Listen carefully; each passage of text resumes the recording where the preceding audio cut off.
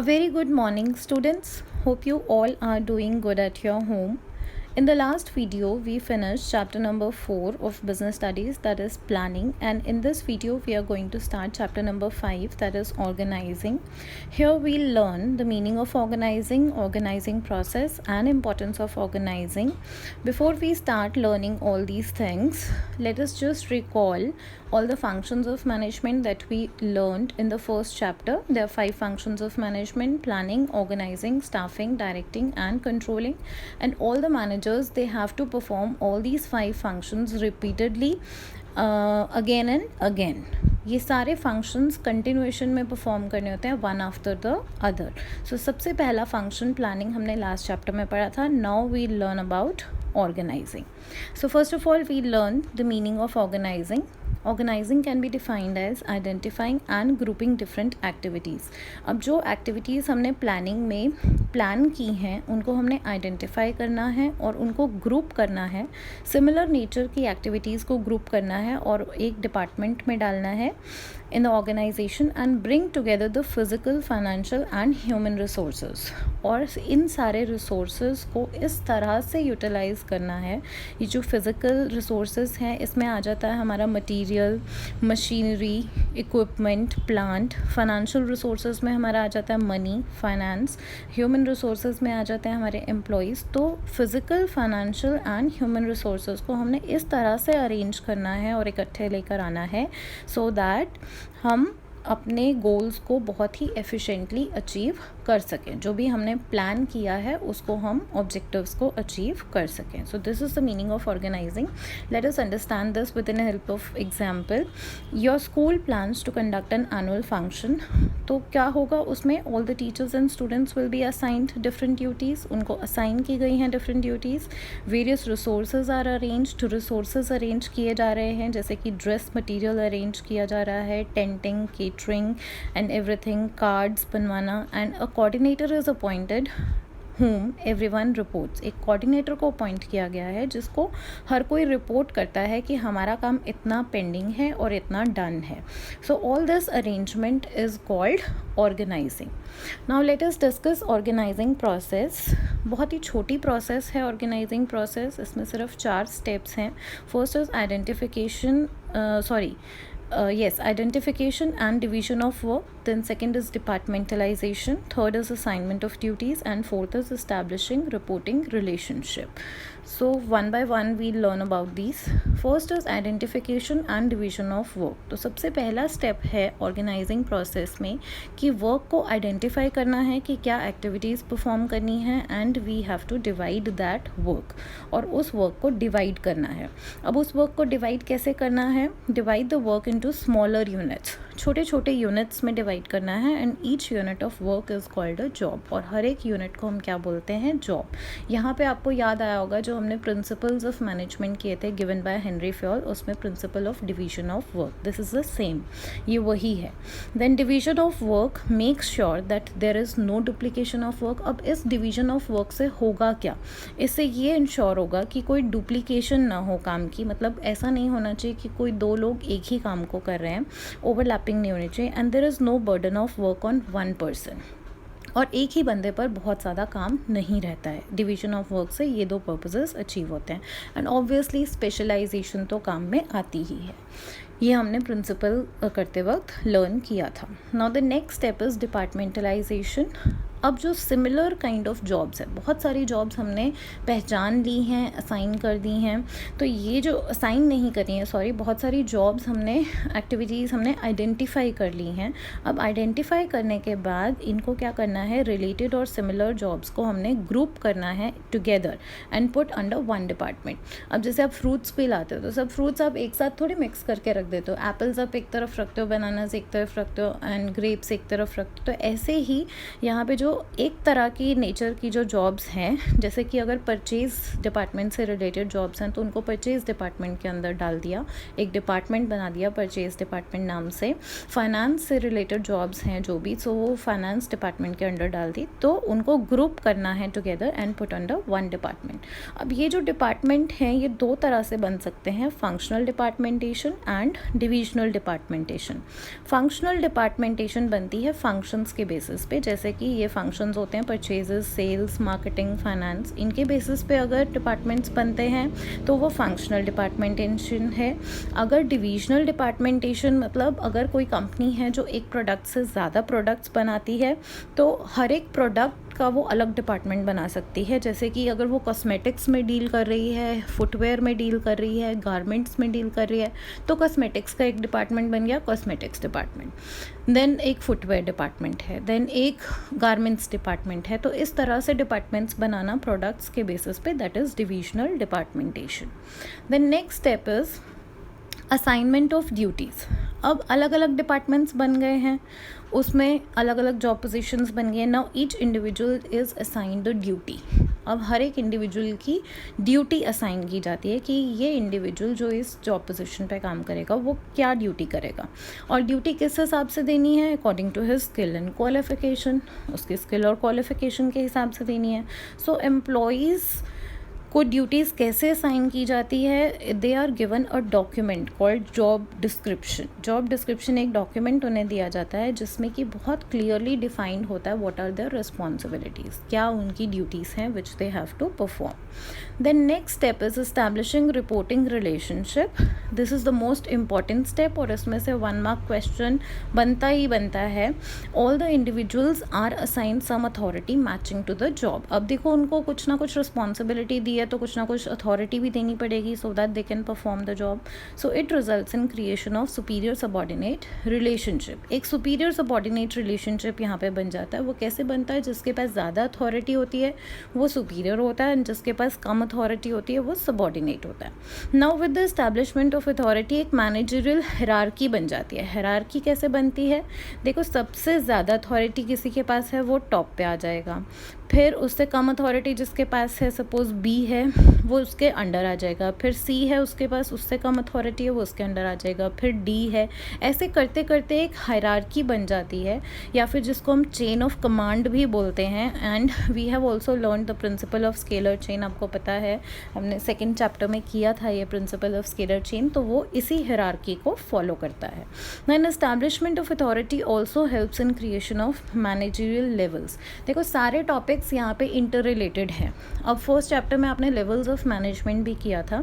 Levels of management भी इसी की वजह से बनते हैं जो एस्टैब्लिशमेंट ऑफ अथॉरिटी होती है। मतलब जब अथॉरिटी दी जाती है तो जिनके पास मैक्सिमम अथॉरिटी होती है they come in the top level management, जिनके पास उससे कम अथॉरिटी होती है they come in the middle level management, and जिन मैनेजर्स के पास सबसे कम अथॉरिटी होती है they come in the lower level management या फिर supervisory level management. Now everyone knows who will report to हुम।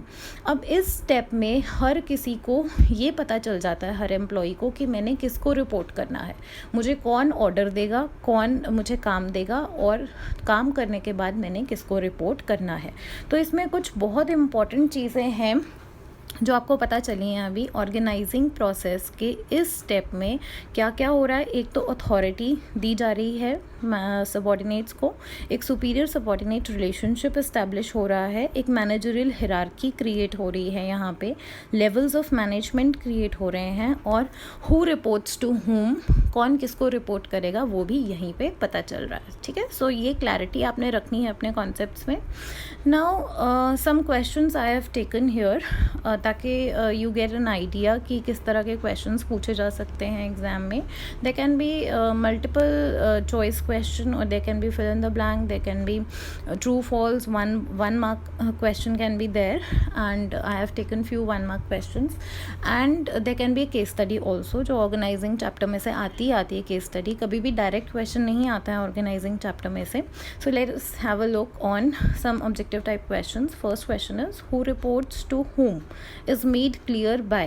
अभी हमने करा ना who reports to whom, तो आपको अब ध्यान में आ रहा होगा. So first choice is planning process, then management process, organizing process, none of these. तो अभी हमने कौन सी प्रोसेस करी थी? Organizing process. ये प्लानिंग प्रोसेस में नहीं पता चलता, मैनेजमेंट प्रोसेस में नहीं पता चलता. This we get to know in organizing process. तो answer is C. Now next question is which of the following is not a part of organizing process. तो अब आपको ऑर्गेनाइजिंग प्रोसेस के स्टेप्स अच्छे से पता होंगे, तो you will be able to जज द आंसर. फर्स्ट वाला है, बी भी है, सी नहीं है. सी एक स्टेप नहीं है. स्पेशलाइजेशन मैंने आपको कोई स्टेप नहीं बताया, मैंने 4 ही स्टेप्स बताए हैं आपको. So C is the answer here. The next question is dividing work into smaller and manageable task is a part of. Divide करना काम को छोटे छोटे पार्ट्स में, ये किसका पार्ट है, मतलब किस में होता है, किस स्टेप में? ये आपको स्टेप्स दे रखे हैं, तो ये किस स्टेप में होता है? B, identification and division of work. Yes, this is the right answer, B. Now let us take one case study. अब केस स्टडी को अच्छे से अटेम्प्ट करने का और इजीली अटेम्प्ट करने का एक तरीका है कि आप केस स्टडी को शुरू से नहीं पढ़ेंगे. Okay, you will just read the question first. आप सबसे पहले क्वेश्चन पढ़ेंगे, आधा हिंट आपको आंसर का वहीं से मिल जाएगा.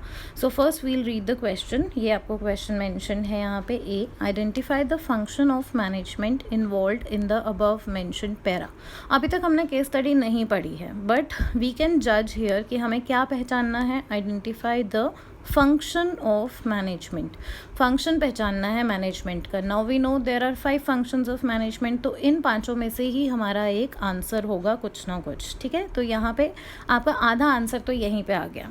The next question is state the steps followed in the process of this function of management. इस फंक्शन में, मैनेजमेंट के इस फंक्शन में कौन से स्टेप्स फॉलो किए गए हैं वो आपने पहचानने हैं. Then third is yours, quote the lines from the above para which helped you identify these steps. इन स्टेप्स को आइडेंटिफाई करने में जिन लाइन्स ने आपकी हेल्प की है, जिन लाइन्स से आपको पता चल रहा है कि वो कौन सा स्टेप है, वो आपने यहाँ पे लाइन्स बतानी है. ठीक है, देन फर्स्ट का तो identify the function. Now start reading the case study. अब आप पढ़ोगे क्योंकि आपके दिमाग में अब है कि मुझे क्या पहचानना है, मुझे क्वेश्चन में से क्या निकालना है, तो आप उसको बहुत ध्यान से पढ़ो. Atul, Ritu and Sachin have decided to start a business of manufacturing toys. यहाँ तक हमें भी कुछ नहीं पता चल रहा है इससे, बस यही पता चला है कि वो मैन्युफैक्चर करने वाले हैं toys. They are going to start a business. They identified the following main activities which they have to perform. उन्होंने कुछ एक्टिविटीज़ आइडेंटिफाई की हैं जो वो परफॉर्म करेंगे. अब ये आइडेंटिफाई करते हैं एक्टिविटीज़, ये किस फंक्शन में आता है? ऑर्गेनाइजिंग फंक्शन में. हमने अभी लर्न किया ना, फर्स्ट स्टेप था उसमें आइडेंटिफिकेशन ऑफ एक्टिविटीज़. तो yes, the answer is organising. तो पहले क्वेश्चन का आंसर आ गया आपका. अब पहले क्वेश्चन का जब आंसर सही आ जाएगा तो अगले 2 क्वेश्चंस का तो आ ही जाएगा. अगर पहले क्वेश्चन का आंसर गलत हो जाता, प्लानिंग आप यहाँ पे फाइंड आउट करते या कंट्रोलिंग या कुछ और फंक्शन फाइंड आउट करते, तो अगले तो दोनों ऑटोमेटिकली गलत ही होते. Now next question is state the steps. अब स्टेप्स आपको पता है 4 स्टेप्स हैं, तो उनमें से कौन से स्टेप्स यहाँ पे फॉलो किए गए हैं? देखो, दे आइडेंटिफाइड द एक्टिविटीज़. तो first step is identification and division of work. अब ये वाले स्टेप्स उन्होंने आइडेंटिफाई किए हैं परफॉर्म करने के लिए, ये वाले एक्टिविटीज़. देन लास्ट में लिखा है in order to facilitate the work they thought that 4 managers should be appointed to look after. ये सारा काम करने के लिए जो ऊपर उन्होंने एक्टिविटीज़ रिकग्नाइज़ की हैं, उसको करने के लिए उन्होंने 4 मैनेजर्स अपॉइंट किए हैं. एक production manager, finance, marketing, personal. देखो डिपार्टमेंट्स बना दिए ना, अलग अलग मैनेजर्स फिक्स कर लिए. सो यहाँ पे डिपार्टमेंटलाइजेशन दूसरा स्टेप है जो कि फॉलो किया गया है. और लाइन्स हमने देख ही ली हैं, हमें इस लाइन से पता चल रहा है. देखो लाइन्स जब आपको कोट करने के लिए बोलते हैं लाइन्स, तो आपने अपनी मर्जी से कुछ भी नहीं लिखना है, जो बुक में लिखा है वो नहीं एक्सप्लेन करना है, आपने यहाँ से लाइन्स बतानी है. केस स्टडी में कौन सी लाइन से पता चल रहा है हमें? First step, they identified the following main activities. तो आपने लिखना है, जैसे आंसर है ये, दे आइडेंटिफाइड, उसके बाद डॉट डॉट डॉट, पूरी लाइन लिखने की ज़रूरत नहीं है, और फिर लास्ट वर्ड. देन ऐसे ही सेकेंड हमें कहाँ से पता चल रहा है? Departmentalisation. In order to facilitate, हमें इस लाइन से पता चल रहा है in order to facilitate the work dot dot dot dot and to look after. So this is how you have to solve the case studies. अगर आप हमेशा केस स्टडी में क्वेश्चन पहले पढ़ोगे और फिर उसके बाद केस स्टडी पढ़ोगे तो आधी केस स्टडी तो आपकी माइंड में तभी सॉल्व हो जाएगी जब आप क्वेश्चन पढ़ोगे. Now the next topic is importance और सिग्निफिकेंस ऑफ ऑर्गेनाइजिंग. देखो अगर इम्पॉर्टेंस लिखा है या सिग्निफिकेंस लिखा है, one and the same thing. वो बतानी है हमने ऑर्गेनाइजिंग की कि why it is important, why the organising function must be performed by the managers. तो इसके ये इम्पॉर्टेंट पॉइंट्स हैं जिनको हम वन बाय वन लेंगे. So I will explain these points. First is benefits and specialization. देखो ऑर्गेनाइजिंग फंक्शन में क्या होता है, the employees are assigned a part of total work. जितना टोटल वर्क है उसका एक ही हिस्सा उन्हें असाइन किया जाता है जिसको हम जॉब भी बोलते हैं. And this is assigned according to the skill and qualification. So employee एक ही जॉब को जब बार बार रिपीटेडली परफॉर्म करता है so it leads to specialisation. ये हमने principle of division of work में भी पढ़ा था.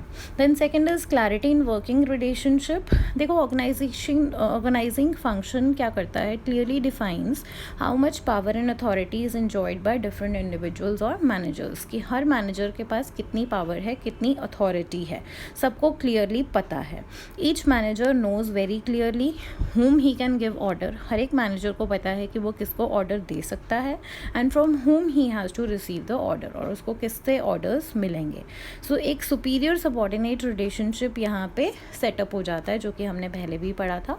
So there is so much clarity कि क्या काम करना है और किस तरीके से करना है और क्या अथॉरिटीज़ हैं, क्या रिस्पॉन्सिबिलिटीज़ हैं और मेरा सुपीरियर कौन है, मेरा सबॉर्डिनेट कौन है. Everything is so clear. So there is a clarity in working relationship.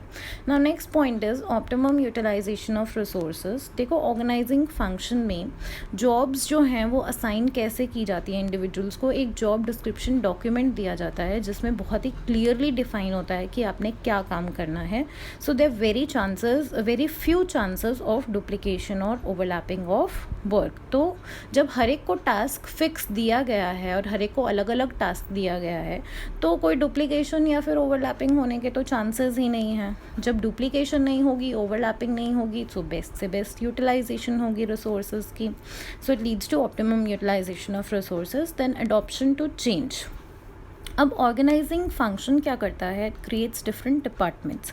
अलग अलग डिपार्टमेंट्स बना देता है और जो सिमिलर नेचर की एक्टिविटीज़ होती हैं उसको एक डिपार्टमेंट में रख देता है. तो विद दिस क्या होता है, the changes can be adopted very easily only in that area which may be affected by these changes. अब अलग अलग डिपार्टमेंट्स बन गए हैं तो अगर किसी एक डिपार्टमेंट से रिलेटेड कोई चेंजेस आए हैं तो सिर्फ उसी डिपार्टमेंट में वो चेंजेस बहुत ईजिली हो सकते हैं. अगर पूरी ऑर्गेनाइजेशन में चेंजेस करने हैं तो these changes can be easily communicated to the whole organisation through departments. तो अलग अलग डिपार्टमेंट्स को कन्वे कर दिया जाएगा, वो डिपार्टमेंट्स अपने आगे एम्प्लॉयज़ को कन्वे कर देंगे. So the whole change can be brought in to the organization. Now next is effective administration. देखो ऑर्गेनाइजिंग फंक्शन में जो एक जैसी जॉब्स होती हैं उनको एक डिपार्टमेंट के अंडर डाल देते हैं. इससे क्या होता है, it leads to unification of efforts. एक ही तरह की एफर्ट्स होती हैं उस डिपार्टमेंट में and it brings harmony in the work. वो लोग कोऑर्डिनेशन में चलते हैं and there is clarity in the working relationship. में जब इतनी क्लैरिटी है तो एडमिनिस्ट्रेशन तो इम्प्रूव होगी, बिकॉज जहाँ पे भी गलती आ रही है किसी एक पर्टिकुलर डिपार्टमेंट की वजह से अगर कुछ गलत हो रहा है so that can be caught very easily. वो बहुत ईजिली नज़र में आ जाएगा and that can be corrected. So it leads to effective administration. Then expansion and growth. जैसे ऑर्गेनाइजिंग फंक्शन जब हम परफॉर्म करते हैं so there is optimum utilisation of resources and there is proper division of work. Resources अच्छे से utilise हो रहे हैं, प्रॉपरली काम डिवाइडेड है, डिपार्टमेंट्स बने हुए हैं. तो जो भी चैलेंजेस आएंगे company can meet those challenges very easily. और अगर एक्सपैंड करना है अपनी एक्टिविटीज़ को तो एक बहुत ही प्लान्ड मैनर में एक्सपैंड किया जा सकता है. Then last point is development of personnel. Personnel मतलब जो एम्प्लॉयज़ होते हैं, जो लोग वहाँ पे काम कर रहे हैं, देखो, delegation of authority is an important part of organising का बहुत ही इम्पॉर्टेंट पार्ट है डेलीगेशन ऑफ अथॉरिटी, जिस पे हमेशा क्वेश्चन आता ही है। ये हम आगे अपनी वीडियोस में लर्न करेंगे। सो डेलीगेट करने का मतलब अभी आप इतना समझो कि अपना काम मैनेजर कुछ काम अपना सबॉर्डिनेट को पास ऑन कर रहा है, कुछ रिस्पॉन्सिबिलिटी एंड कुछ अथॉरिटी पास ऑन कर रहा है। So by delegating the routine jobs, managers can concentrate on developing new methods and new ways of performing job. अब रूटीन का जो काम है वो मैनेजर खुद नहीं करके अगर अपने सबॉर्डिनेट को डेलीगेट कर दे, आगे पास ऑन कर दे, तो मैनेजर के पास टाइम बच गया। वो इनोवेटिव मेथड्स फाइंड आउट कर सकता है जॉब को करने के, परफॉर्म करने के, कुछ इनोवेटिव टेक्नोलॉजीज़ फाइंड आउट कर सकता है। So it leads to their development. और ऐसे ही सबॉर्डिनेट्स भी डेवलप होते हैं because they get to do some managers job. Manager ने जो काम करना था एक्चुअली अब उनको करने को मिल रहा है। So they are learning some of their managers jobs. तो इससे उनकी भी डेवलपमेंट हो रही है। They are getting prepared to be a manager in the coming time. So these were the 7 points of importance of organizing. तो आज का जो हमारा मेन टॉपिक था वो meaning of organizing and organizing process. They are very important. ये भी important है बट नॉट दैट मच। तो आई होप आपको दोनों टॉपिक्स बहुत अच्छे से समझ में आए होंगे with the help of questions and case studies.